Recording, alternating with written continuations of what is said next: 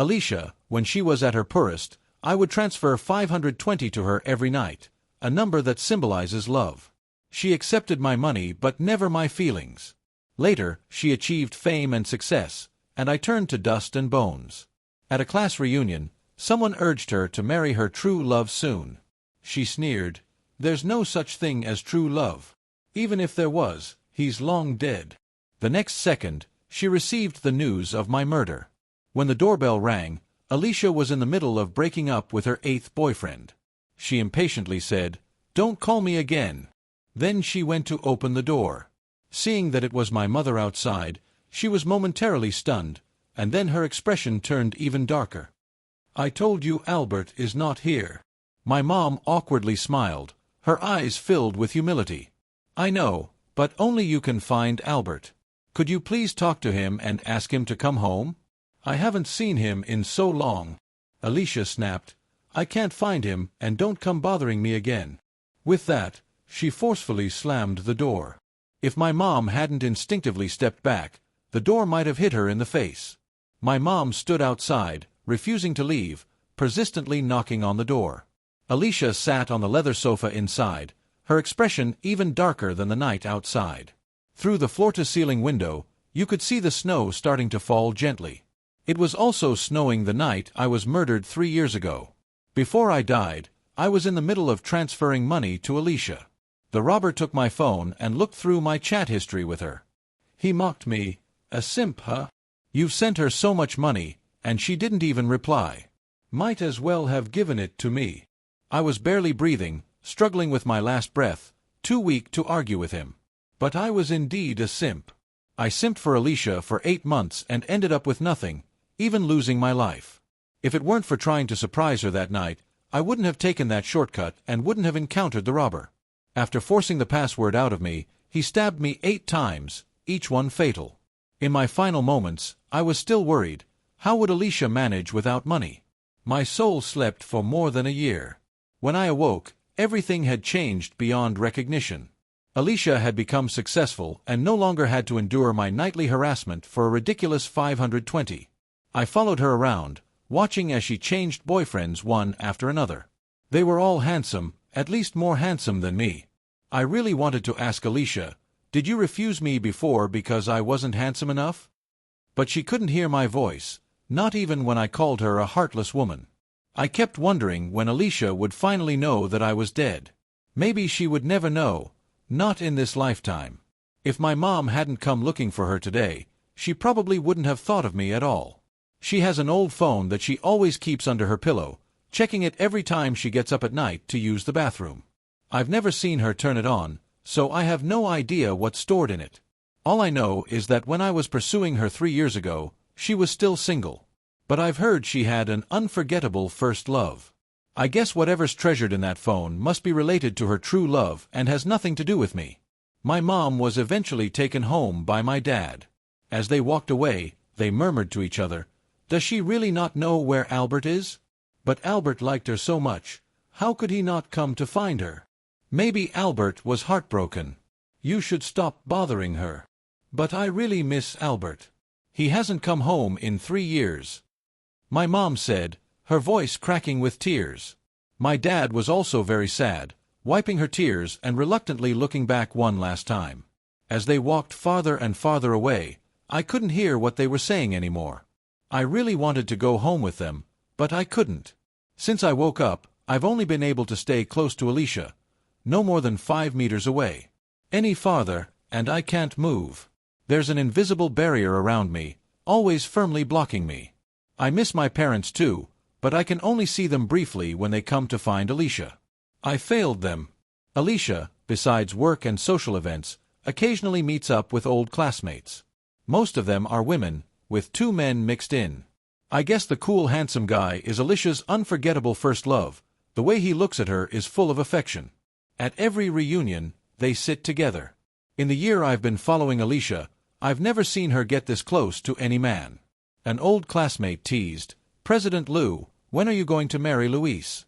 He's been waiting for you for 3 years. If he waits any longer, he'll be an old bachelor." That's right, our President Lou is already successful in her career.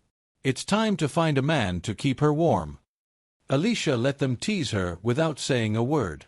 Until someone asked, "Isn't President Lou's true love our Luis?" Alicia sneered, "What's true love?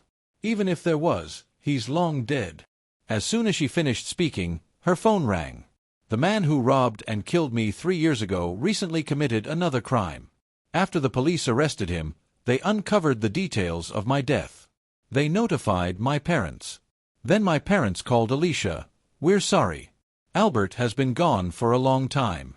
We apologize for bothering you so many times before and causing you trouble." My mom couldn't stop crying after she said this. I could hear my dad quietly comforting her, but his voice was choked with tears too. It felt like my heart was being cut with a knife. Turns out, even as a soul, I can still feel heartache. I looked at Alicia and saw that she was completely frozen. The others in the room noticed something was wrong and turned to look at her. "Alicia, what's wrong?" Luis asked softly, his eyes full of concern. Alicia was pulled out of her thoughts by his voice and suddenly stood up. Her abrupt movement startled everyone else.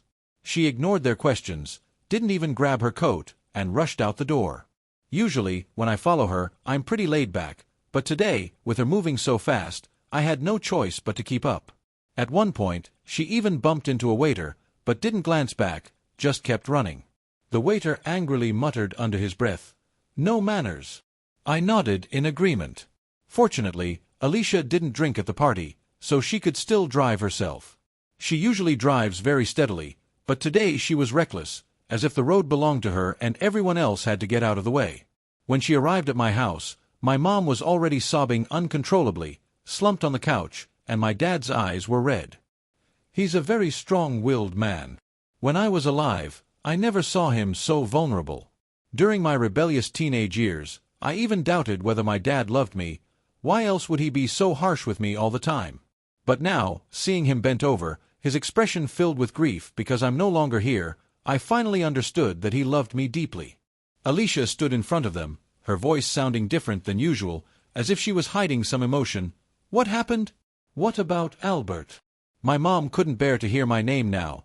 She was already heartbroken, and hearing it made her burst into tears again. It was my dad, his voice hoarse and trembling, who explained to Alicia, "This morning we were called to the police station. They found Albert's remains and have confirmed his identity. Albert, he was killed 3 years ago." "When exactly 3 years ago?" My dad was too grief-stricken to speak, so he just handed her the items the police had brought back. Alicia quickly took them, carefully reading every word. It was only at this moment that I learned that after I died, the robber used my phone to create the illusion that I was still alive for my parents and Alicia for a whole 6 months. In his last message to Alicia, he was cruel. "You're such a greedy, lustful woman, it's disgusting. I've found someone obedient. Goodbye." Then he deleted Alicia from my WeChat. So did Alicia think that I had moved on and found someone else? A thin sheet of paper detailed everything the murderer had done in the 6 months after my death. My parents and Alicia had been completely deceived. Later, the murderer thought enough time had passed and all the clues were gone, so he threw away my phone and stopped caring. It was only after that my parents reported me missing. But too much time had passed, and the murderer was highly skilled at evading detection, so it wasn't easy for the police to find him. And so it dragged on for 3 years. Even if you subtract the first 6 months, in the following 2.5 years, Alicia never thought to look for me, not even once. So now, what is this immense grief she's showing in the face of my death? Did she forget that she's already had 8 boyfriends? And then there's Luis. Just as I thought of him, he called Alicia. "Alicia, where are you? You left your coat behind. Shall I bring it over?" Alicia's voice was cold. "No need. Just keep it for now. I'll get it next time." Luis wanted to say more, but she had already hung up. She then glanced at my parents as if wanting to say something but held back.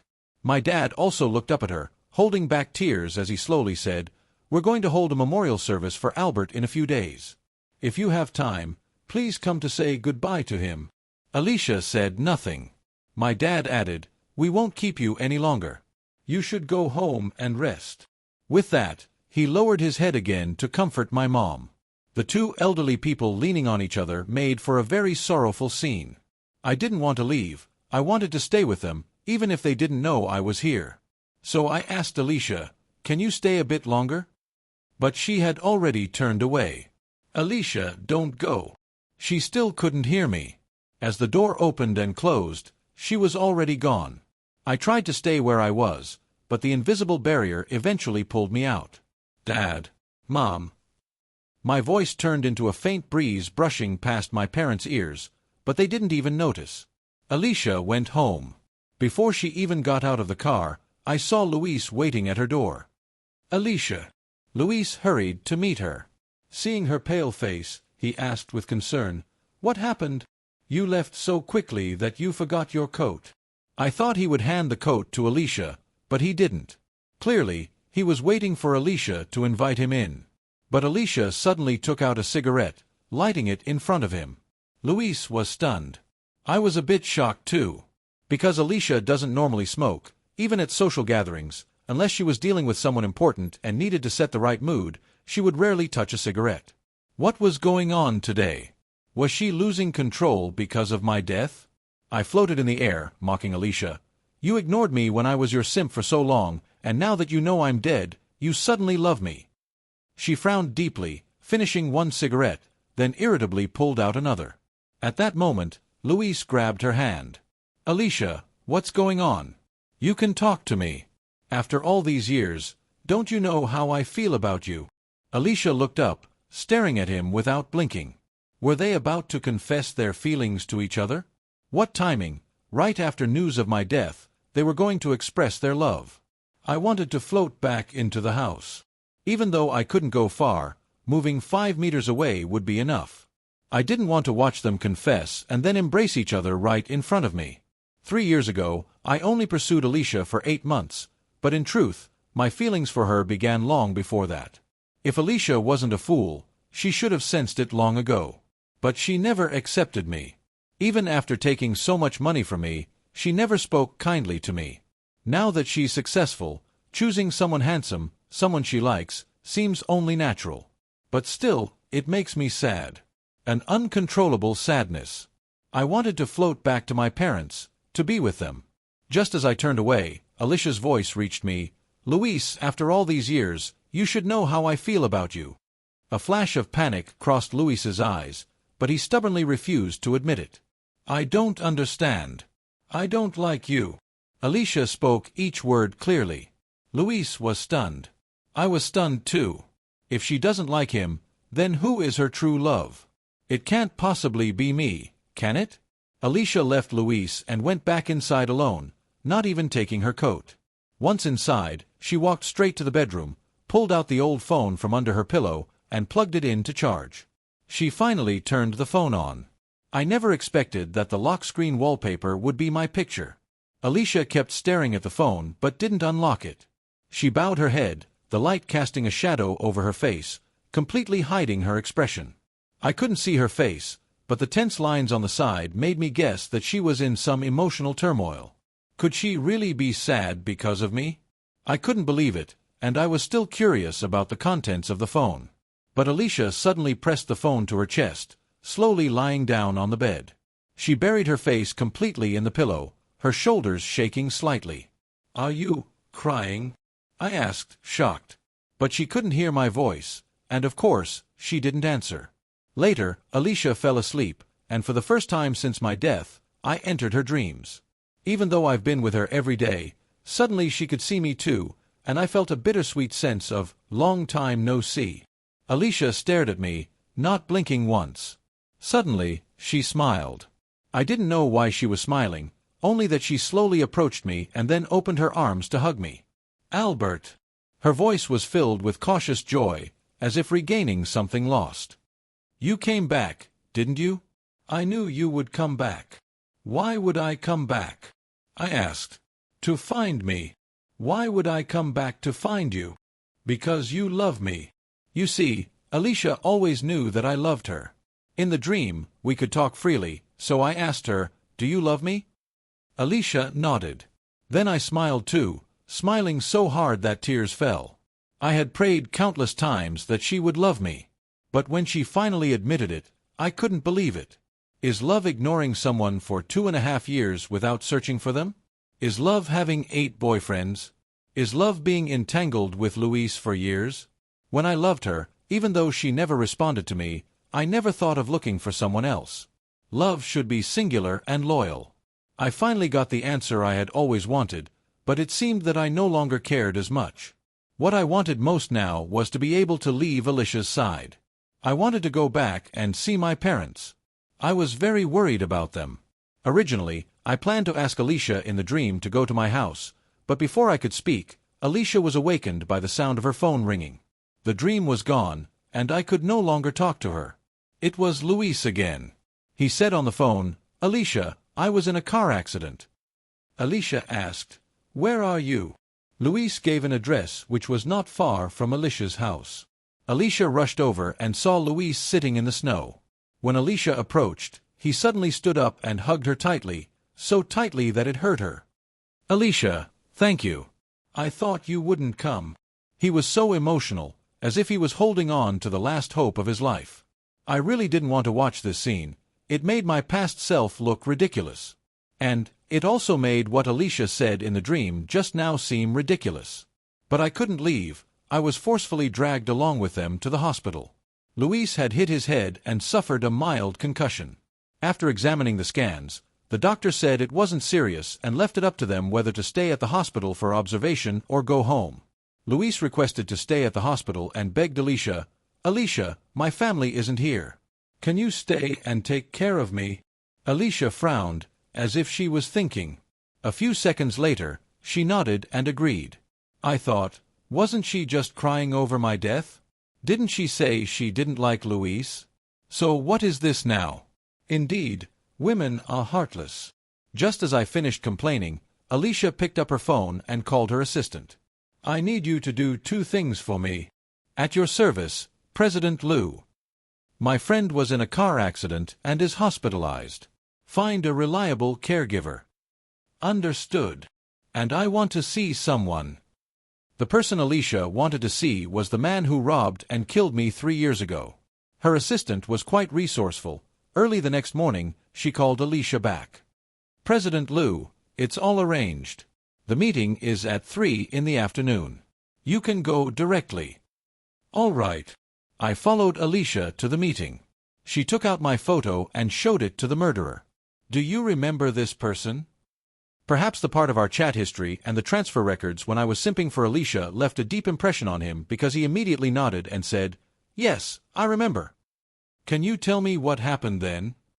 The murderer chuckled, raising an eyebrow at her. "Who are you? What's your relationship with him?" "He was my lover." "Impossible." "He was single at the time," the murderer said confidently. "I even used his phone to chat with the person he was simping for half a year." "I was that person." The murderer was stunned, staring at Alicia for a long moment. "It really is you. I saw your photo in his phone. You didn't look this glamorous back then." Alicia pressed her lips together without saying anything, but I noticed that the hand she kept under the table had clenched into a fist. The man continued, "I didn't expect you to be doing so well now. Did you ever thank him for his help? I saw he transferred a lot of money to you. What did he say at the end?" "I don't know. I was nervous at the time, stabbed him many times. He probably didn't have the strength to speak." Alicia's fist tightened further, her nails nearly digging into her flesh. The man kept talking as if telling a story about everything he saw on my phone. I met Alicia when she was at her lowest point. From the day I confessed, I started transferring money to her. Every night I would transfer 520 with a message, "Will you be with me today?" At first, Alicia refused to accept it, but I insisted. "If you like someone, you should spend money on them. Don't worry, I've marked each transfer as a voluntary gift and it's a special number. Even if your business fails, I won't ask for it back." Later, when things got too difficult, Alicia started accepting the money I sent. She accepted every single one but never replied with a yes.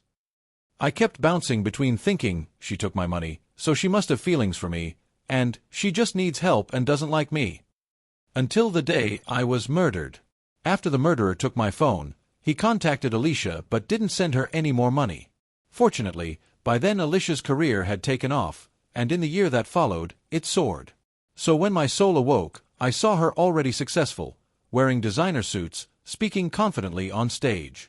The struggles of the past were gone, replaced by an air of elegance and calm. I secretly felt relieved. If I hadn't died, the Alicia of today would surely despise me. After leaving the police station, Alicia didn't return to the hospital. Luis called her, but she didn't answer. She went straight home. Then she finally unlocked that phone, and I saw what was inside. The photo album was full of pictures of me. Some were photos I had sent her, some were ones she saved from my social media, and a few were ones she secretly took during the rare times we met. All her chat records with other people had been deleted except for our conversations, which were all still there. After the murderer deleted her from my WeChat, she started reaching out to me. "Where are you? Can we meet? There are some things I want to talk about in person. Can you ask that question you used to ask again? Today I'm willing to be with you. I'll be willing tomorrow too. Have you really given up on me? You once said that if I got together with another man you'd be angry. So why haven't you come to confront me after I've had so many boyfriends? Your mom came to see me. She said you've gone missing and that she can't reach you. Reply as soon as you see this." She must have been out of her mind. Every message she sent had a red exclamation mark. How could I see them? How could I reply? She also tried calling me many times, but of course, she could never get through. That number of mine was kept active because she and my parents kept topping up the account. Every time Alicia topped up the balance, she would ask on WeChat, "Still not ready to forgive me today?" Just like how I used to ask her every night, it was persistent and hopeless. That night, Alicia didn't sleep at all. She held that phone, sometimes sitting on the bed, sometimes in the living room, and finally on the floor by the window. Outside, the night was vast, the moonlight reflecting off the snow, casting a cold and lonely glow. Just like Alicia's mood at that moment. She was an orphan, growing up in an orphanage. She had a painful and dark childhood, bullied by other kids and abused by the director. For her, I was the only person who ever made her feel warmth and love, the one who suddenly appeared in her life and then just as suddenly disappeared. She would rather I stayed missing forever than know I had been murdered. With that last shred of hope shattered, it felt like her whole world had collapsed. "Albert, I miss you so much," she murmured to the moon, not knowing that I was right beside her. I reached out, mimicking the gesture of pinching her cheek, tilting my head as I called her, "Alicia." She couldn't hear anything. I could say whatever I wanted with no restraint. Actually, during the time I've spent with you over the past year, I've never been happy. Watching you change boyfriends all the time, I thought you'd long forgotten me. If you liked me so much, why didn't you accept me sooner? If you had been braver back then, would our ending have been different? While I was talking to myself, Alicia suddenly got up and went outside. It had been snowing for the past 2 days, and the ground was covered in a thick layer. She built a snowman. When I floated closer to see it, I realized it looked a lot like me. Alicia then walked around to the back of the snowman and wrote 2 words on its back, "True love." She then stood in front of the snowman, staring at it. It was so cold outside, and she wasn't even wearing a coat. I urged her, "Alicia, go inside." She didn't move an inch. In the end, she even hugged the snowman. By tomorrow, when the sun comes out, the snowman will slowly melt away, eventually disappearing completely. Just like how I completely disappeared from her world. My parents quickly arranged the memorial service because they wanted to lay me to rest as soon as possible. Alicia went too, but she was stopped at the entrance by my childhood friend Elias. "What are you doing here?" Elias was furious. "Get out. You don't deserve to be here to send Albert off on his last journey." "I know," Alicia's voice was hoarse. She hadn't had a chance to say anything more when Elias cut her off with another tirade. "Albert liked you so much. Even though you never responded to him, he was always sweet whenever he mentioned you. And what happened? He died on his way to see you." "Oh right. I almost forgot." Alicia still didn't know that when I died, I was not only transferring money to her but also on my way to see her. Because the next day was her birthday, and she happened to be working late at the office that night, I thought I'd surprise her by celebrating her birthday. Of course, I also had a little ulterior motive. I wanted to be the first to wish her a happy birthday. I mentioned this to Elias before I left, so he always remembered. The murderer also mentioned it at the police station that day. But Alicia, lost in her emotions at the time, probably didn't hear it clearly. Now that she heard it, her expression was as if she'd been struck by lightning. Elias, still unsatisfied, continued to curse her. When Albert was alive, you didn't cherish him. Now that he's dead, you come to his last farewell?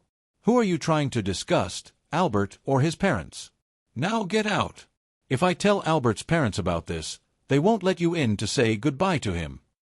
Elias's threat was effective. Alicia indeed didn't intend to go in any further. After all, this was my final journey in the world. If it became ugly because of her, she was afraid it would make me unhappy. But Alicia didn't leave. She just stood at the entrance of the memorial service. The usually tall, strong, and confident businesswoman looked so thin and fragile standing there alone. My parents had dressed me in my favorite outfit from when I was alive, using it to replace my body. During the final farewell, my mom fainted from crying. I was also deeply saddened. Watching so many people say goodbye to me, there were my relatives, my friends, and they were all crying. I turned to look at Alicia. She wasn't crying. Perhaps she had already let out all her emotions that night after coming back from the police station, so now she was particularly calm. She followed my parents to the hospital, where she ran into Elias again. Haven't you had enough? Albert's parents have suffered enough. They only had one son, and now he's gone because of you. Can't you stop showing up in front of them? Alicia said, I'm sorry, but I may be showing up in front of them quite often from now on. What did you say? I want to take care of them in Albert's place. Elias was taken aback, then immediately sneered, if Albert could visit you in a dream, he'd tell you to stay away from his parents. Even though they hadn't been in touch for the past 2 years, Elias had heard a lot about Alicia's behavior. He absolutely refused to believe that Alicia loved me too. Get out. If I see you again, I'll call the police. Alicia ignored his words and went straight to the hospital room where my parents were. Elias chased after her. Maybe in his haste, he accidentally let some words slip. When my mom heard the phrase, "You caused Albert's death," she sat up in shock despite her illness. What are you talking about? Elias quickly withdrew his hand that was pulling on Alicia and tried to cover it up. Nothing. I heard everything, my mom said, agitated. What do you mean? Was Albert's death related to her? No, Auntie, Elias didn't know how to explain. In the end, it was Alicia who explained. She recounted all the good things I had done for her, pausing several times, taking deep breaths before continuing. But even after telling the whole story, I didn't hear a single word about her love for me. After hearing everything, my dad was furious and told Alicia to leave immediately. Alicia didn't leave, nor did she offer any more explanations. My mom, sitting on the bed, used the last of her strength to angrily berate her. I remembered not long ago, when my mom went to see her, she was humble and cautious. How the tables had turned. Alicia, why don't you tell them you loved me too? Explain to them. Say that you wanted to wait until your business was successful to confess your feelings to me. Say it. She still couldn't hear me. But I felt that even if she could hear me, with her stubborn nature, she wouldn't have opened her mouth to explain. Alicia started appearing frequently around my parents. For me, this was a good thing, as it allowed me to see my parents more often.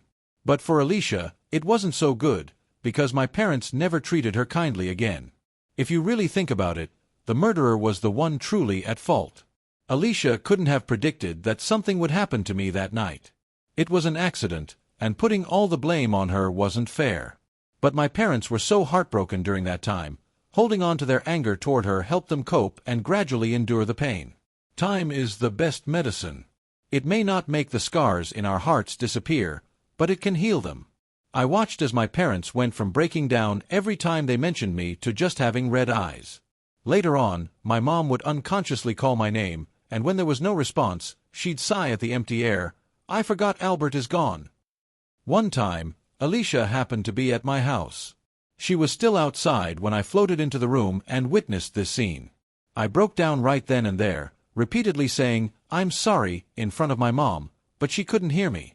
I wanted so much to tell her that even though they didn't approve of me being with Alicia, I knew it was because they didn't want me to suffer.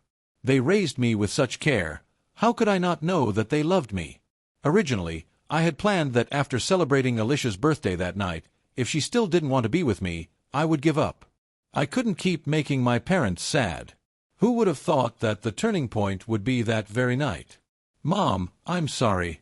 You brought me into this world, yet I never had the chance to properly repay you. In what should have been your peaceful retirement years, you were instead consumed by tears. I crouched on the ground, crying uncontrollably. My dad opened the door and entered with Alicia. This was the first time since the memorial service that my dad had invited Alicia into the house. He said to Alicia, "Miss Lou, we've seen what you've done these past few days. Some of the things we said at the hospital were spoken in anger." Alicia replied, "I understand. I don't blame you." My dad nodded. "Then please don't come anymore. Seeing you reminds us of Albert, and those memories, they're too painful." Alicia's expression froze slightly, and the light in her eyes dimmed. My mom, standing nearby, sighed silently. The room was deathly quiet. After a long pause, Alicia bowed to my parents and said in a hoarse voice, "All right, I won't disturb you again. Please take care of yourselves." My parents didn't see her out. Strangely, after she left this time, I didn't follow. I stayed in place. Had I finally been unbound from Alicia? Could I stay with my parents from now on? That was wonderful. After that, although Alicia didn't show up again, Elias went from visiting my house once a month to 4 or 5 times a month. By then, I could move freely, so I followed Elias. And then I discovered that he was secretly meeting with Alicia. "You need to stop asking me to deliver money. I'm running out of excuses. And besides, my parents know our situation well. If I keep delivering money, they'll start getting suspicious. When Albert was alive, you didn't cherish him. Now that he's dead, there's no need for this fake act. Let it end here." Alicia waited until he finished his rant before speaking softly, "I will always take care of them. After they pass away, I'll go join Albert." Once she was certain I was gone for good, she lived each day like a walking corpse. After the invisible barrier disappeared, I spent most of my time with my parents. Occasionally, I would go back to check on Alicia. There was a landline in her study, and once someone accidentally called on her birthday. That voice sounded so much like mine that even I was surprised.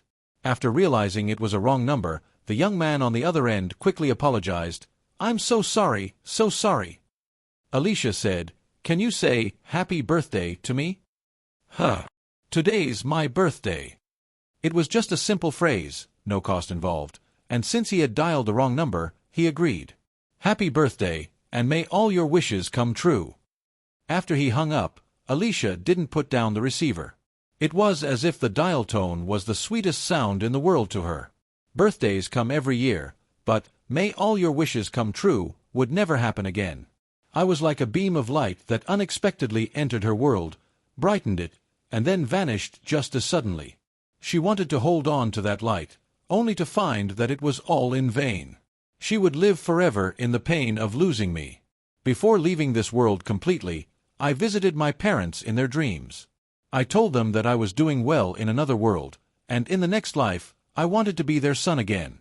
Next time, I'd be obedient, listen to them, and never make them so sad again.